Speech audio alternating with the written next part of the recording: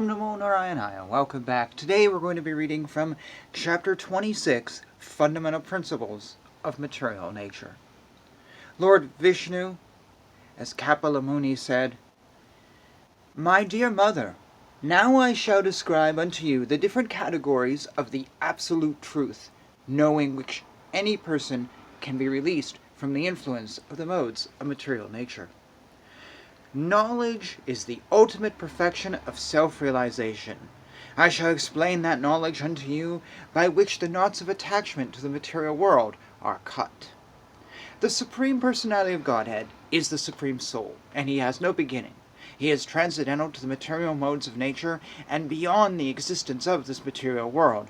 He is perceivable everywhere because He is the self-effulgent, and by His self-effulgent luster the entire creation is maintained. As His pastime, that Supreme Personality of Godhead, the greatest of the great, accepted the subtle material energy which is invested with three material modes of nature and which is related with Vishnu.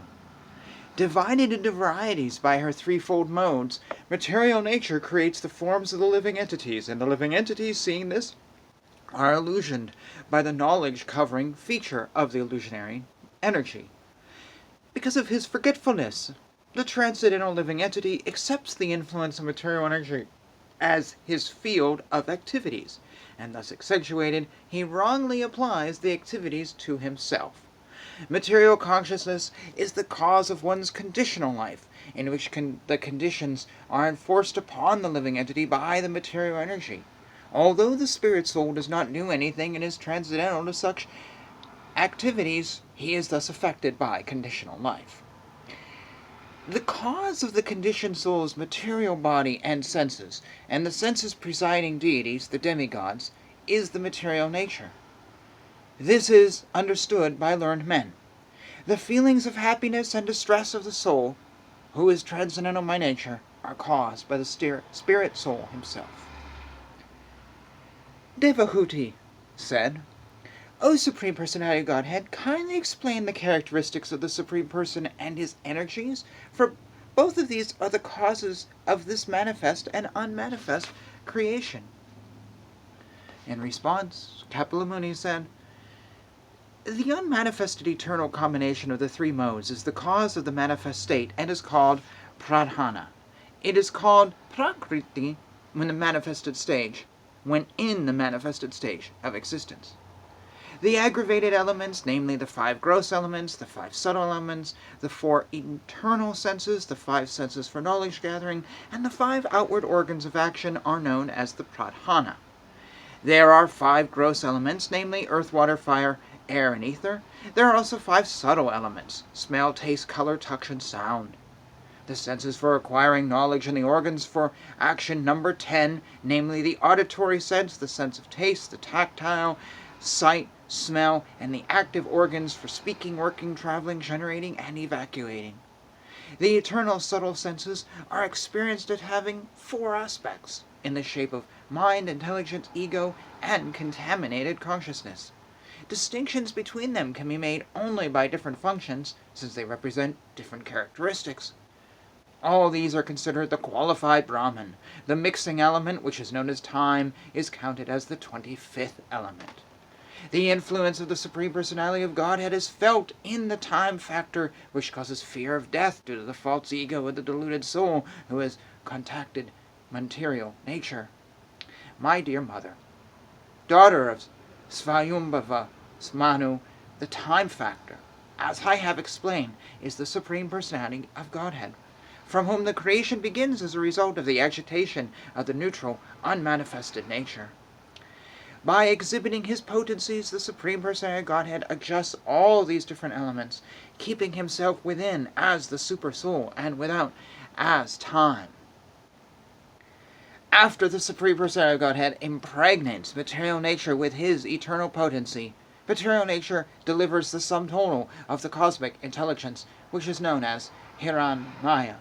This takes place in material nature when she is agitated by the destinations of the conditioned souls. Thus, after manifesting variegatedness, the effulgent Mahatattva, which contains all the universes within itself, which is the root of all cosmic manifestations, and which is not destroyed at the time of annihilation, swallows the darkness that covered the effulgence at the time of dissolution. This mode of goodness, which is clear, sober status of the understanding of Lord Vishnu, and which is generally called Vasudeva, or consciousness, becomes manifest in the Mahatattva. After the manifestation of the Mahatattva, these features appear simultaneously, as water in its natural state, before coming in contact with earth, is clear, sweet, and unruffled, so the characteristic traits of pure consciousness are complete serenity, clarity, and freedom from distraction. The material ego springs up from the Mahatattva, which evolved from the Lord's own energy. The material ego is endowed predominantly with active power of three kinds: good, passionate, and ignorant. It is from these three types of material ego that the mind, the senses of perception, the organs of action, and the gross elements evolve. The threefold ahankara, the source of the gross elements, the senses of the mind, is identical with them because it is their cause. It is known by the name of Sankarashana, who is directly Lord Anatana with 1,000 heads. This false ego is characterized as the doer, as an instrument, and as an effect. It is further characterized as serene, active, or dull, according to how it is influenced by the modes of goodness, passion, and ignorance. From the false ego of goodness, another transformation takes place. From this evolves the mind, whose thoughts and reflections give rise to desire. The mind of the living entity is known by the name of Lord Aniruddha, the supreme ruler of the senses. He possesses a bluish-black form resembling a lotus flower growing in the autumn. He is found slowly by the yogis. I'm actually going to pause here because this is a long chapter, and I don't want to make the video too long. When I first started reading this, I felt like, oh, I've read this before. It's more a Genesis creation story. But it's not. It feels like we've heard this before. It feels like there's a lot of repetition here. But I'm realizing now, if you go back to the beginning of the Srimad Bhagavatam, we were talking about Lord Vishnu and Brahma and Shiva, the carnal creation. But as we've delved into this story of creation of mankind, it hasn't really repeated itself. What we've gotten is more and more and more micro.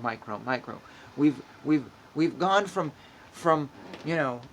creation of the world in the primal moment to now we're talking about the sense organs. It's actually really interesting, but it requires you to take notes. Let's be honest. There's a lot in here, and you really need to take notes and maybe draw some graphs and stuff. Actually, if there is a graph out there, that would be a really cool thing for everyone on this channel to see, because there is so much overlap in words and definitions, and it becomes very confusing. If you're confused, it's okay. It's okay. And then, once you're confused, you're like, well, now what do I do? Not just that, but what do I do with this information in general? How does it affect me spiritually? And that's just the beginning.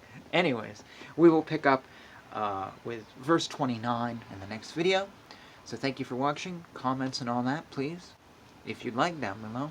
Hare Krishna, Krishna Krishna, Hare Hare, Hare Rama, Rama Rama, Hare Hare.